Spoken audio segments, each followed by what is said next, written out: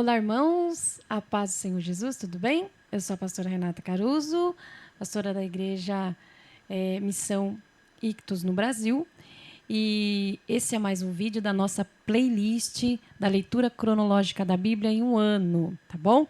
E hoje nós vamos fazer a leitura referente a dia 15 de janeiro, onde nós leremos Gênesis do capítulo 47 ao 50, tá bom? Então, vamos lá para a leitura da Bíblia. Gênesis 47. José apresentou-se ao faraó e informou: Meu pai e meus irmãos, com seus rebanhos, seu gado e tudo que possuem, acabaram de chegar de Canaã. Nesse exato momento, eles estão em Gósen. Ele havia levado consigo 5 de seus irmãos e os apresentou ao faraó. O rei do Egito perguntou: Com que vocês trabalham? Seus servos são pastores, assim como nossos pais. Viemos para esse país em busca de um lugar melhor para viver. Em Canaã não há mais pasto para nossos rebanhos. A fome é devastadora por lá. Se o Senhor permitir, seus servos gostariam de se estabelecer na região de Gósen. E Faraó olhou para José e disse: Então seu pai e seus irmãos estão aqui? Um reencontro. Pois o Egito recebe vocês de braços abertos.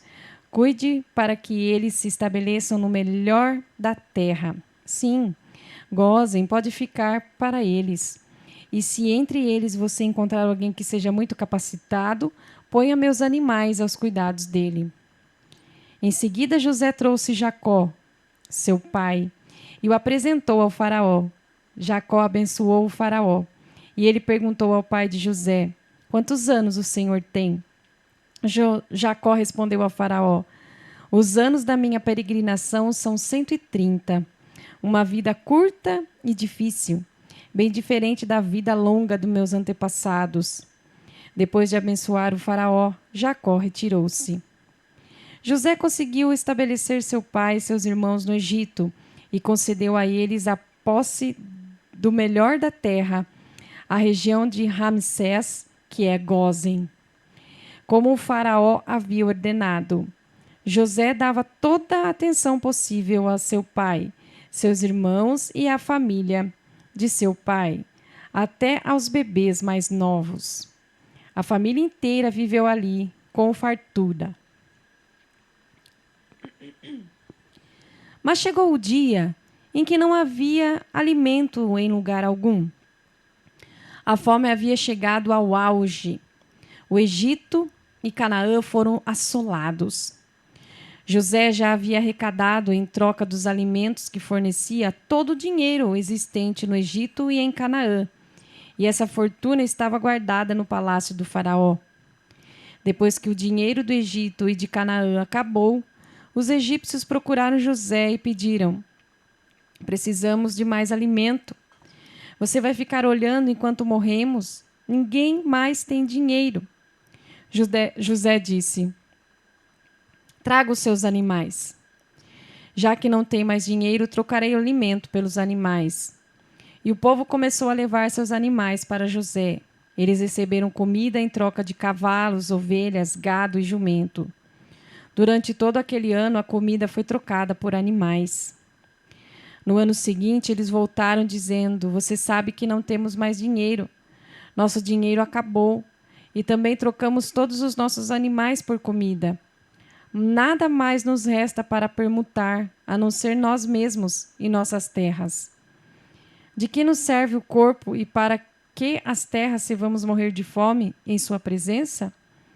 Nossa proposta é que você nos dê comida em troca de nosso trabalho e de nossas terras.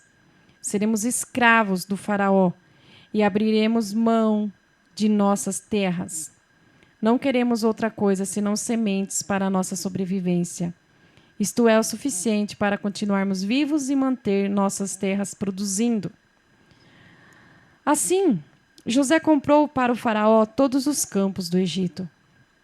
Todos os egípcios venderam suas terras. Tão aguda era a fome. O faraó passou a ser o proprietário de toda a terra do Egito. e todos os seus habitantes passaram a ser escravos dele. José escravizou o povo em todo o Egito. A única exceção foram os sacerdotes. Ele não comprou as terras deles, porque eles recebiam um salário fixo do faraó e podiam viver com aquele salário. Por isso, não precisavam vender suas terras.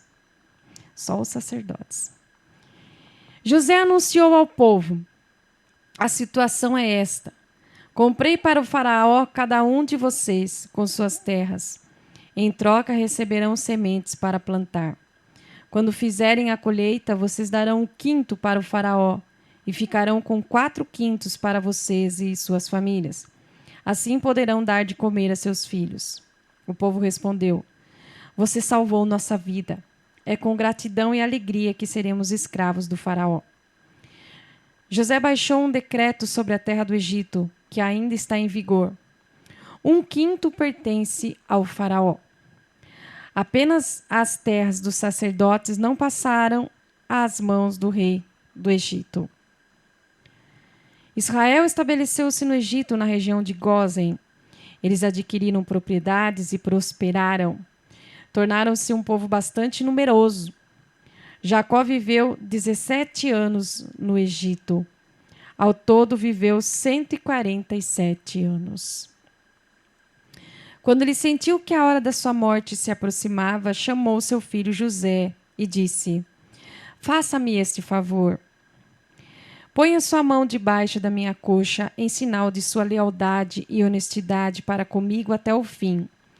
E prometa que não vai me enterrar no Egito. Quando eu for para junto de meus pais, tira-me do Egito e me enterre ao lado deles. José concordou.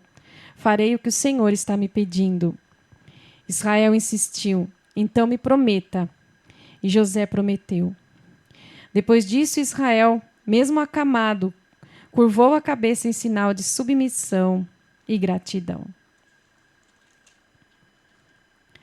Gênesis 48. Algum tempo depois dessa conversa, informaram a José: seu pai está muito doente. Acompanhado de seus 2 filhos, Manassés e Efraim, ele foi visitar Jacó. Quando disseram a Jacó: seu filho José chegou, ele ergueu o corpo e se sentou na cama. Jacó disse a José: o Deus forte apareceu-me em luz na terra de Canaã e me abençoou. E ele disse: eu o tornarei próspero e multiplicarei sua descendência.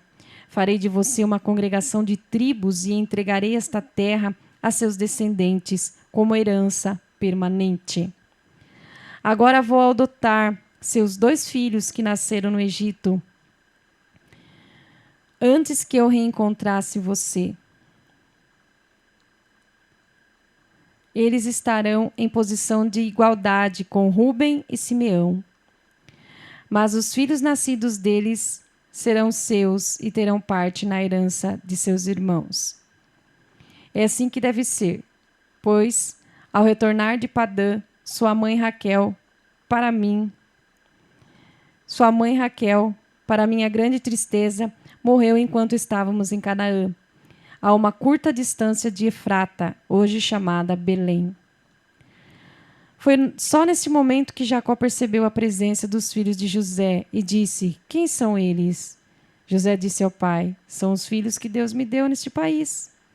Jacó me pediu: traga-os para perto para que eu possa abençoá-los. Jacó não tinha uma boa visão por causa da idade e estava praticamente cego. Então José os trouxe para bem perto dele. Israel beijou e abraçou os meninos e disse a José: eu não esperava vê-lo de novo. E agora Deus permite que eu também veja seus filhos. Então José os retirou do colo de Israel e curvou-se com os rostos voltados para o chão, em sinal de respeito. Em seguida pegou Efraim com a mão direita e o pôs à esquerda de Israel. Com a mão esquerda conduziu Manassés para o lado direito. Os 2 meninos ficaram assim diante de Jacó. Mas Israel, cruzando os braços, pôs a mão direita sobre a cabeça de Efraim, que era o caçula, e a mão esquerda sobre a cabeça de Manassés, o mais velho, e os abençoou. o Deus diante de quem andaram meus pais Abraão e Isaque, o Deus que tem sido meu pastor durante toda a minha vida até hoje, o anjo que me livrou de todo mal, abençoe estes meninos. Que meu nome possa ecoar na vida deles, assim como o nome de Abraão e Isaque, meus pais, e que eles cresçam e encham a terra com seus filhos. Quando José viu que seu pai havia posto a mão direita sobre a cabeça de Efraim, pensou que ele havia se enganado e tentou mudá-la para a cabeça de Manassés. Ele justificou-se. Não esta cabeça, pai, o mais velho é o outro. Põe a mão direita sobre a cabeça dele. Mas seu pai recusou a troca e explicou: Não, meu filho, eu sei o que eu estou fazendo. Ele também se tornará um povo e também será alguém importante. Mas o irmão mais novo será mais importante ainda. E sua descendência enriquecerá as nações. Então abençoou os dois. Israel usará o nome de vocês para abençoar. Assim, que Deus faça a você o que fez a Efraim e Manassés. Israel não quis deixar dúvidas. Efraim foi posto à frente de Manassés. Ele disse a José: Minha morte está próxima. Deus acompanhe você e os faça voltar em segurança para a terra de seus pais. Quanto a mim, estou dando a você, como o primeiro entre meus irmãos, a terra montanhosa que tomei dos amorreus com minha espada e meu arco. Gênesis 49. Jacó reuniu seus filhos e pediu: Fiquem aqui à minha volta. Quero dizer o que está reservado para vocês nos dias que virão. Reúnam-se e ouçam, filhos de Jacó. Ouçam Israel, seu pai. Rúben, meu primogênito, minha força, primeira prova da minha virilidade. Maior em honra, maior em poder. Mas como água que se derrama de um balde, você não será mais o maior. Pois subiu ao leito nupcial de seu pai. Você subiu à minha cama e a profanou. Simeão e Levi são muito parecidos, prontos para brigar por qualquer coisa. Não tenho parte nos seus atos de vingança, nem quero participar de suas amargas revanches. Eles matam homens em seus acessos de raiva, aleijam bois por mero capricho. Maldita seja sua raiva descontrolada, seu ódio indiscriminado. Eu jogarei vocês fora com o lixo e os espalharei como papel picado no meio de Israel. Judá, seus irmãos elogiarão você. Seus dedos estarão na garganta do inimigo, enquanto seus irmãos prestam honra a você. Judá, meu filho, você é um leãozinho que acaba de chegar depois de matar. Olhem para ele, agachado como um leão, rei dos animais. Quem se atreve a mexer com ele? O cetro estará sempre em Judá. Ele segurará com firmeza o bastão de comando, até que venha o último governante, e as nações obedeçam a ele. Ele amarrará seu jumento à videira, e ao ramo viçoso seu puro sangue premiado.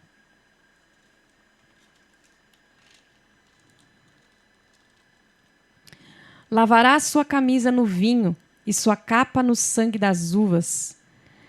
Seus olhos serão mais escuros que o vinho, seus dentes mais brancos que o leite. Zebulon se estabelecerá no litoral, um porto seguro para os navios, bem ao longo de Sidom. Issacar é um jumento teimoso que se deita entre os currais.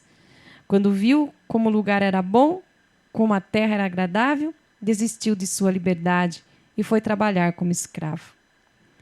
Dan cuidará do direito do seu povo, com competência entre as tribos de Israel.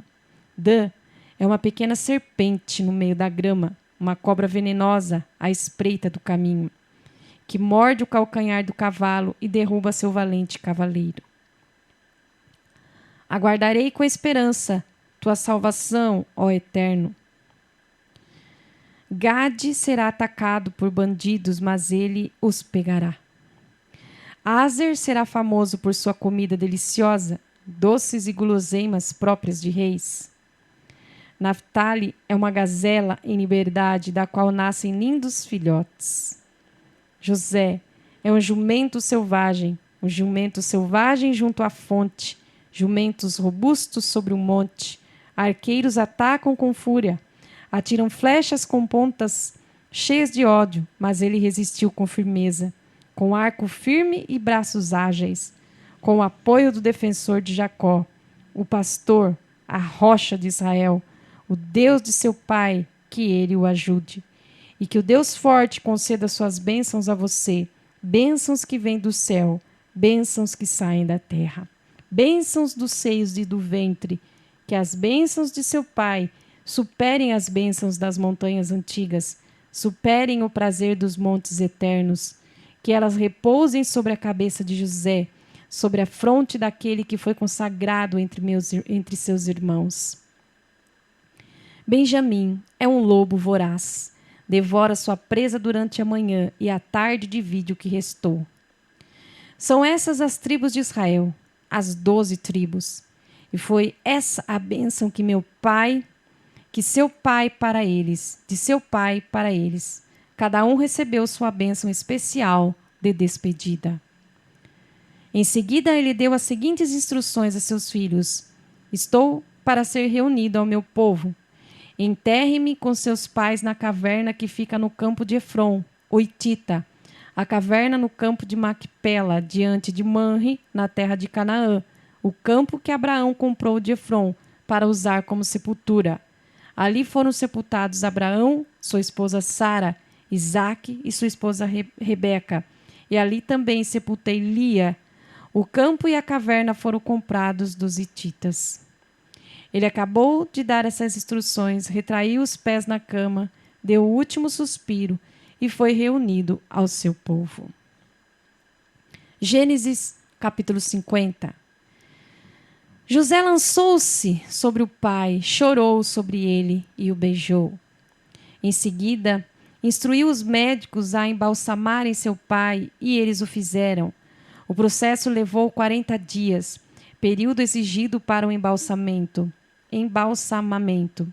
E houve luto público de 70 dias para os egípcios. Terminado o período de luto, José solicitou à corte de Faraó: se vocês me consideram digno de sua bondade, apresentem meu pedido a Faraó. Meu pai me fez jurar, dizendo: a hora da minha morte está chegando, enterre-me no túmulo que preparei para mim na terra de Canaã. Por favor, preciso de uma licença para que eu vá e faça o sepultamento do meu pai e voltarei em seguida. O faraó concordou: claro, vá e sepulte o seu pai, conforme o juramento que você fez a ele. Então José partiu para sepultar o pai, e todos os altos oficiais da corte do faraó, todos os de alto cargo do Egito, acompanharam José e sua família, seus irmãos e os parentes de seu pai. Os filhos deles, os rebanhos, o gado ficaram em Gósen. Carruagem e cavaleiros os acompanharam num grande cortejo fúnebre. Ao chegar à eira de Atade, às margens do rio Jordão, fizeram uma parada para prantear e choraram longamente, de modo que era possível ouvi-los de longe. José participou durante 7 dias desses ritos fúnebres. Ao ouvir o lamento que vinha da eira de Atade, os cananeus que moravam na região disseram: os egípcios estão lamentando no fundo da alma. Foi por isso que aquele local, junto ao Jordão, ficou conhecido como Abel Misraim, que significa lamento egípcio. Os filhos de Jacó cumpriram ao pé da letra as instruções que haviam recebido. Levaram Jacó para Canaã e o sepultaram na caverna que fica no campo de Macpela, em frente a Manre, campo que Abraão havia comprado de Efron, o hitita, para servir de sepultura. José sepultou seu pai e em seguida voltou ao Egito. Todos os irmãos que o haviam acompanhado no sepultamento voltaram com ele. Passado o funeral, os irmãos de José começaram a falar: e se José está guardando rancor e resolver nos devolver o mal que lhe fizemos? Por isso mandaram o seguinte recado a José. Antes de morrer, seu pai deu a seguinte ordem: digam a José: Perdoe o pecado de seus irmãos, tudo o que eles fizeram de errado. Eles o trataram muito mal. Você vai cumprir essa ordem? Vai perdoar os pecados dos servos do Deus do seu pai? José chorou ao receber o recado. Então os irmãos foram pessoalmente a ele, lançaram-se ao chão perante José e disseram: seremos seus escravos. José respondeu: não é preciso ter medo, por acaso estou no lugar de Deus? Será que vocês não percebem que planejaram mal contra mim, mas Deus transformou o mal em bem? Aleluia! Como podem ver aqui agora, salvando a vida de muita gente, acalmem-se, não há o que temer. Vou cuidar de vocês e de seus filhos. Com essas palavras carinhosas, ele os tranquilizou. José continuou morando no Egito com a família de seu pai e viveu 110 anos. Tempo suficiente para ver a terceira geração dos filhos de Efraim. Os filhos de Maquir, filho de Manassés, também foram acolhidos como se fossem de José. Perto do fim da vida, José disse a seus irmãos: a hora da minha morte está chegando. Com toda certeza, Deus visitará vocês e os levará desta terra de volta para a terra que ele solenemente prometeu a Abraão, Isaque e Jacó. E José fez com que os filhos de Israel jurassem: quando Deus visitar vocês, não se esqueçam de levar meus ossos com vocês. José morreu aos 110 anos de idade. Ele foi embalsamado e posto num caixão no Egito. Amém. Terminamos o livro de Gênesis. Amém? Então, hoje, dia 15 de janeiro, terminamos então o livro de Gênesis. Como nós estamos lendo em ordem cronológica, o próximo livro não será Êxodo. O próximo livro, na ordem cronológica, será Jó. Então, até a próxima leitura para o livro de Jó. A paz do Senhor Jesus.